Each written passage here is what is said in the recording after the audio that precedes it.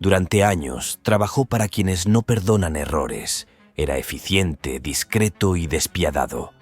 En su mundo no existían las emociones, solo los encargos. Cada uno terminaba igual, en un cuerpo que nunca volvía a hablar. Richard Kuklinski mataba porque en su interior el silencio era más frío que el hielo con el que ocultaba a sus víctimas y al hacerlo le daba una tranquilidad escalofriante.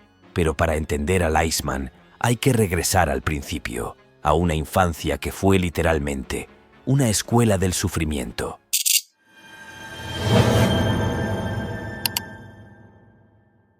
Richard Leonard Kuklinski nació el 11 de abril de 1935 en Jersey City, Nueva Jersey, en el seno de una familia de inmigrantes polacos e irlandeses profundamente católica.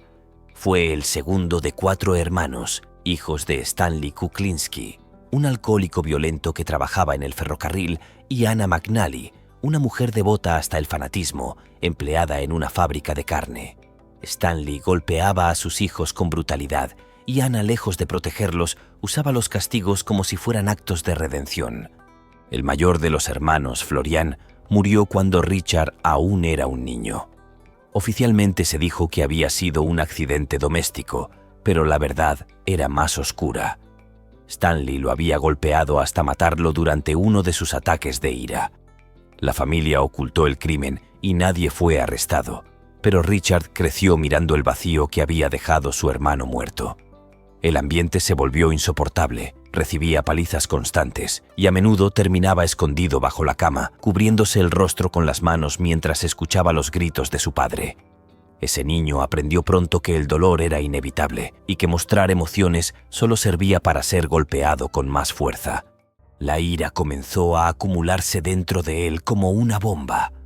Y entonces, a los 13 años, cansado de los abusos y las burlas en la escuela, empezó a responder con violencia. Si alguien lo insultaba, lo seguía en silencio hasta encontrarlo solo, golpeando sin medir las consecuencias. Cuando veía sangre no sentía culpa ni miedo, sino una calma placentera. Era la primera vez que el dolor cambiaba de dueño. A los 14, cometió su primer asesinato. Fue contra un chico que lo había humillado repetidas veces frente a otros. Una noche lo esperó en un callejón, lo atacó con una barra de hierro y lo dejó tirado sin vida. Pero mientras Richard se hundía en la violencia, otro miembro de su familia comenzaba su propio descenso. Su hermano Joseph más tarde cometería un crimen espeluznante. Abusó y asesinó a una niña de 12 años, lanzándola desde la azotea de un edificio. Fue arrestado y condenado a cadena perpetua, sin posibilidad de libertad condicional. La historia de los hermanos Kuklinski parecía escrita por el mismo destino, cada uno encontrando su propio modo de destruir. Uno lo hacía en silencio, profesionalmente, con precisión quirúrgica, el otro de manera caótica y brutal. A medida que crecía, comenzó a frecuentar las calles de Jersey City, un lugar dominado por pandillas y contrabandistas. Robaba, intimidaba y cobraba deudas. Su reputación creció entre los pandilleros locales. Decían que tenía una mirada vacía, que no titubeaba ante nada y no dejaba testigos, haciendo el trabajo con una eficacia que lo volvió invaluable. En medio de esa vida de sangre y silencio, Richard conoció a una joven secretaria llamada Barbara Pedricci. Comenzaron a salir y poco tiempo después ella quedó embarazada. En 1961 se casaron. Formaron una familia que a los ojos del vecindario parecía perfecta. Tuvieron 3 hijos, Dwayne, Christine y Merrick Kuklinski. Richard era atento con su esposa, cariñoso con los niños y siempre parecía tener todo bajo control. Pero detrás de esa fachada, el hogar se movía entre el encanto y el terror. Desde el principio, Bárbara percibió que algo oscuro vivía en él. Cuando Richard se enfurecía, el silencio dominaba la casa. Nadie se atrevía a contradecirlo.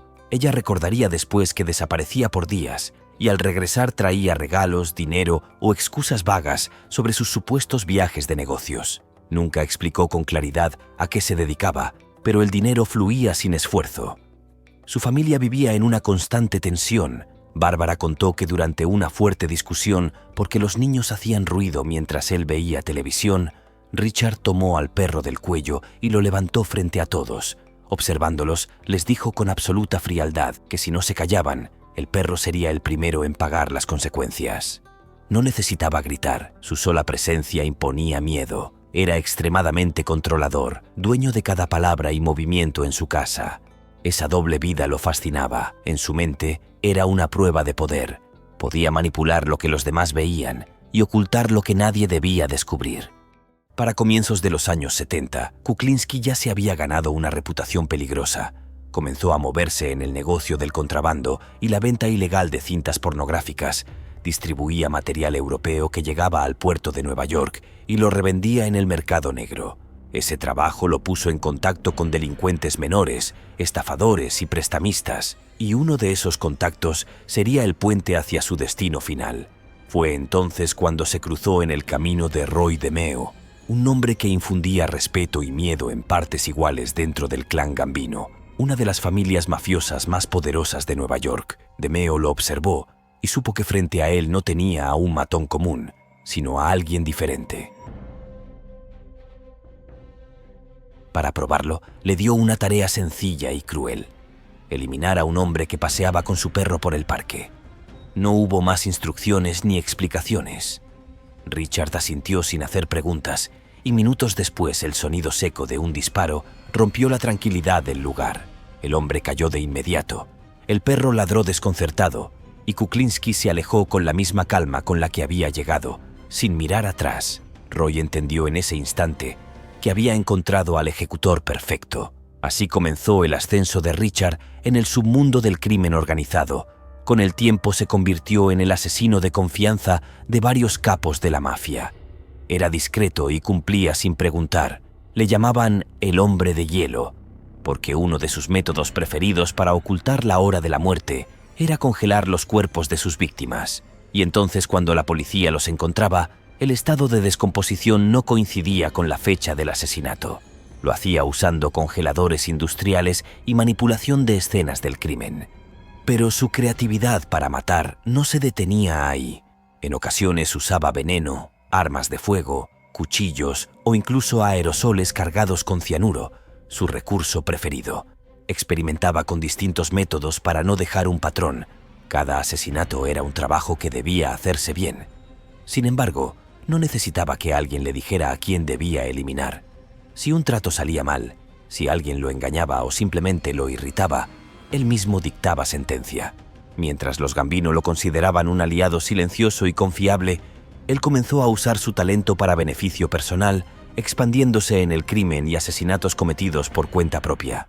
El primero de esos casos ocurrió en 1980, cuando conoció a George Maliban, un hombre que le propuso un trato relacionado con cintas de vídeo. Para Kuklinski, cualquier negocio era una oportunidad para ganar dinero fácil, pero también un riesgo si la otra parte no cumplía con lo pactado. Según las investigaciones, ambos se reunieron una tarde y poco después, Maliban desapareció sin dejar rastro. Su cuerpo fue hallado semanas más tarde dentro de un tambor metálico, abandonado como un desecho industrial. Había sido ejecutado con la precisión y frialdad que ya caracterizaban al Iceman. Un año después, en 1981, el mismo patrón se repitió. Esta vez la víctima fue Louis Masgay, otro socio con el que Richard negociaba mercancía robada. Fue visto por última vez llevando dinero para cerrar un trato, pero nunca regresó. Su cadáver apareció 15 meses después, y lo más perturbador fue el estado en el que lo encontraron. Los forenses descubrieron restos de cristales de hielo aún incrustados en el tejido corporal, una evidencia que revelaba que el cuerpo había sido congelado tras la muerte. Kuklinski lo había mantenido meses dentro de un congelador industrial antes de deshacerse de él. Pero Richard no se detenía. En abril de 1982 conoció a Paul Hoffman, un farmacéutico que buscaba comprar medicamentos en el mercado negro. Vinieron en un almacén con la intención de intercambiar dinero por cajas de Tagamet, un fármaco popular en la época. Hoffman llevó consigo $25,000 en efectivo, pero el negocio, como tantos en su vida, terminó manchado de sangre. El arma se le atascó cuando intentó disparar, así que lo golpeó brutalmente hasta matarlo. Después metió el cuerpo en un tambor de acero y lo dejó abandonado. El cadáver de Hoffman nunca fue recuperado. A finales de ese mismo año continuó con Gary Smith, un tipo de poca monta que se movía en el mismo ambiente turbio donde Kuklinski mantenía sus negocios paralelos. Durante un tiempo fue útil, pero era imprudente. Bebía demasiado, hablaba más de lo que debía y empezó a presumir en bares sobre su cercanía con un tipo peligroso que trabajaba para la mafia.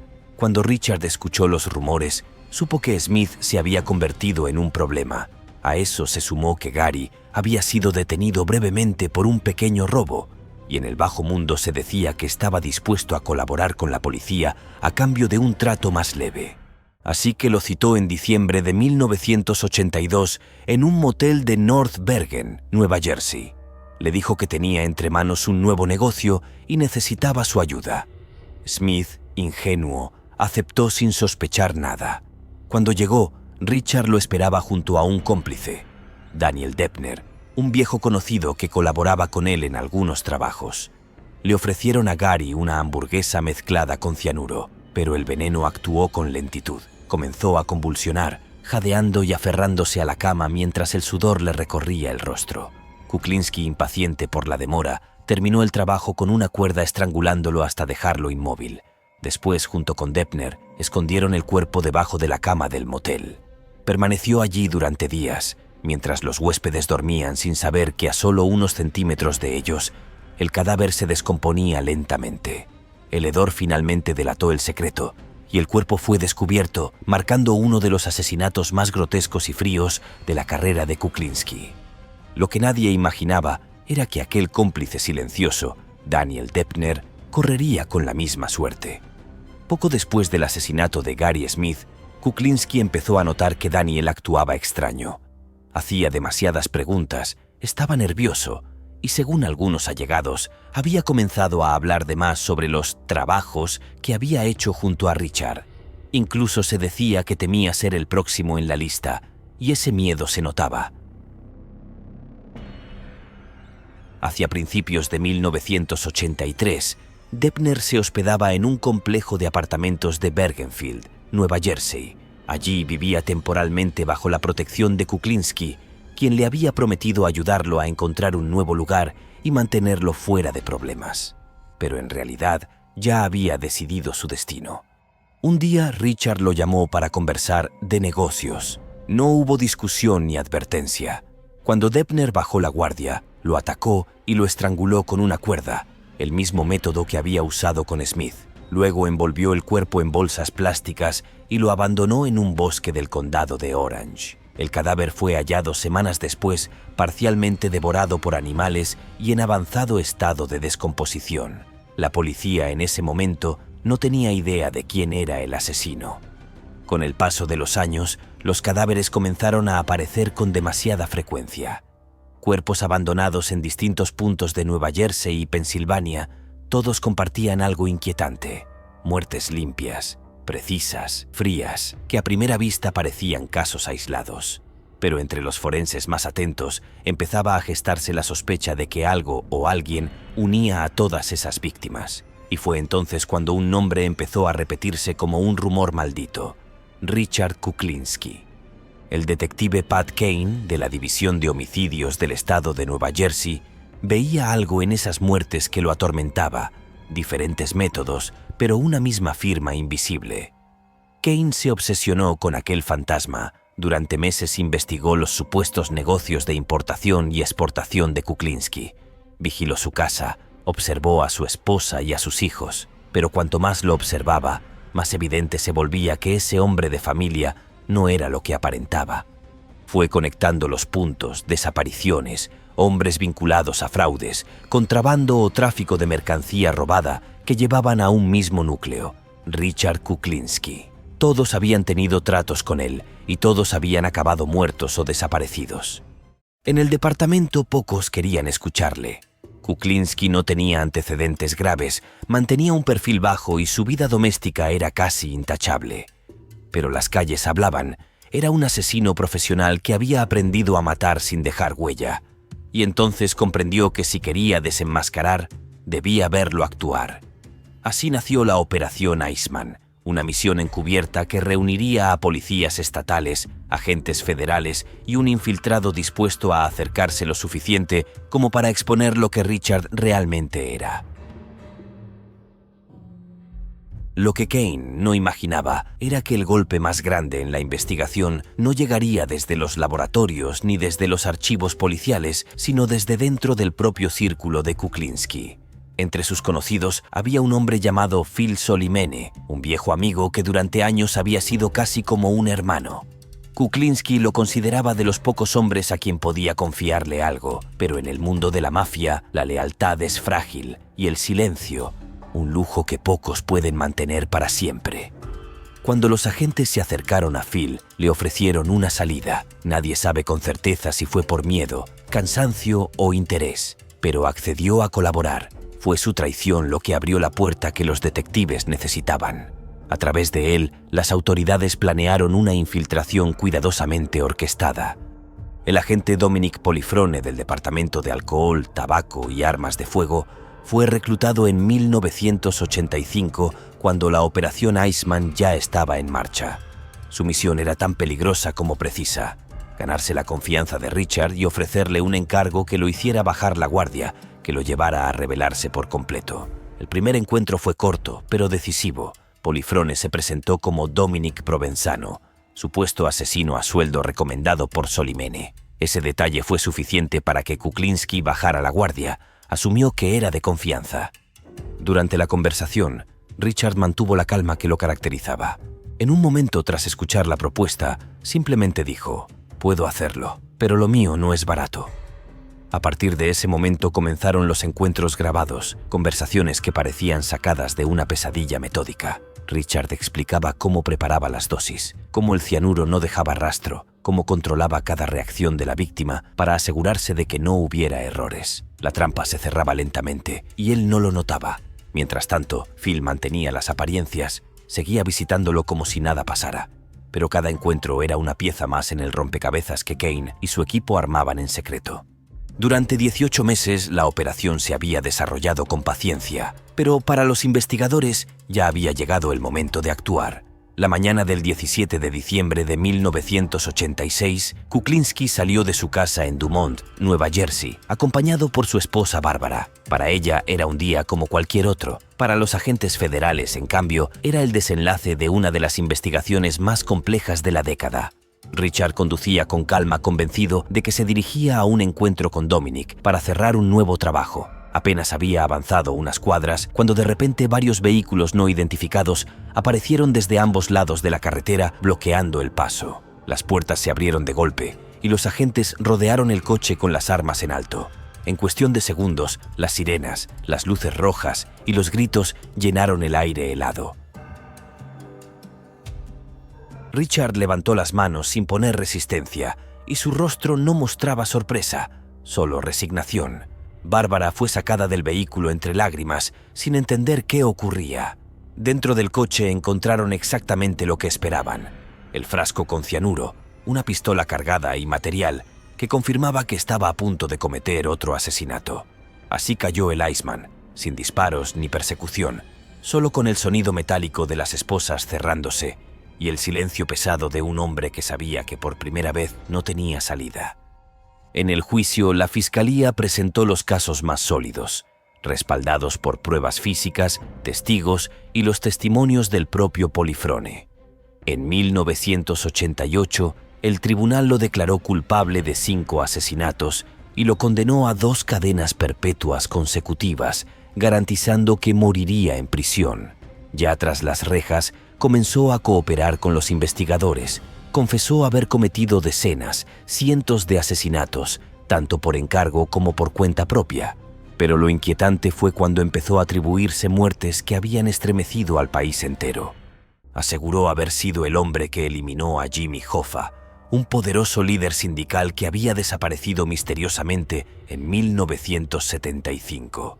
Según su versión, Hoffa fue ejecutado con un disparo limpio en la cabeza y su cuerpo incinerado en un depósito de autos, todo por orden de la mafia. Nunca se encontró el cadáver, pero Richard hablaba con una seguridad que desconcertaba. También mencionó haber matado a Peter Calabro, asesinado en 1980 mientras conducía su camioneta por una carretera nevada del condado de Rockland. Calabro era un agente de tránsito con una vida aparentemente común, pero no era lo que parecía. Según los rumores, mantenía vínculos con la mafia y había comenzado a cooperar como informante, lo que lo convirtió en un hombre marcado. Kuklinski declaró que fue contratado por Roy DeMeo para ejecutar el trabajo, a pedido de Bárbara Calabro, la esposa del oficial, que mantenía una relación con el mafioso. Pero no se detuvo ahí. Aseguró acabar con Roy DeMeo, su antiguo jefe y mentor dentro del clan Gambino. DeMeo, conocido por liderar uno de los escuadrones de ejecución más brutales de Nueva York, había comenzado a ser un problema para los suyos. Su nombre ya aparecía demasiado seguido en las investigaciones. En enero de 1983, fue hallado en el maletero de su Cadillac, envuelto en una sábana, con múltiples disparos en el rostro y el torso. La versión oficial señaló a su propia gente como los responsables, pero Kuklinski afirmaba haber sido él quien apretó el gatillo. Incluso llegó a atribuirse la muerte de Paul Castellano, el gran jefe de la familia Gambino, abatido a tiros frente al restaurante Sparks Steakhouse en diciembre de 1985. Kuklinski insistió en que también había participado, disparando desde un coche cercano. Sin embargo, no existe ninguna evidencia que vincule a Richard con el ataque. Con los años, las confesiones se convirtieron en una mezcla de verdad, mentira, hechos comprobables y relatos imposibles. En prisión, su sola presencia imponía respeto, y su número de víctimas lo convirtieron en un enigma que los criminólogos no podían ignorar. Fue allí donde el psiquiatra forense Park Dietz, uno de los más reconocidos, lo evaluó y concluyó que poseía una mente antisocial, capaz de compartimentar emociones con una precisión inhumana, mencionando que para Kuklinski matar no era maldad, sino una herramienta. Además, su historia atrajo a periodistas y escritores. Anthony Bruno fue el primero en retratarlo en el libro The Iceman, The True Story of a Cold-Blooded Killer, mostrando la dualidad entre el asesino y el padre de familia. Años después, Philip Carlo pasó más de 200 horas entrevistándolo en prisión, de donde surgió The Iceman, Confessions of a Mafia Contract Killer. En esas charlas, Richard hablaba sin arrepentimiento, convencido de que su vida era simplemente el resultado de la necesidad y la oportunidad. Con el tiempo, su salud se deterioró. En 2003 fue diagnosticado con una enfermedad cardíaca terminal y en 2005 su esposa Bárbara firmó los documentos para que no fuera reanimado, una decisión que sorprendentemente Richard aceptó con calma. Murió el 5 de marzo de 2006 a los 70 años. Nunca pidió perdón, ni mostró culpa alguna, no temía al infierno ni al castigo, solo a ser olvidado, y de alguna manera no lo fue. Y hablando de mentes perturbadas, hay un nombre que llevó la obsesión y la oscuridad aún más lejos. Ed Gein, el hombre cuya locura inspiró algunas de las películas más aterradoras de todos los tiempos. Si creías haber visto lo peor, espera a conocer la mente detrás del verdadero carnicero de Plainfield. Dale clic al video que aparece en pantalla, suscríbete y conoce su terrible historia.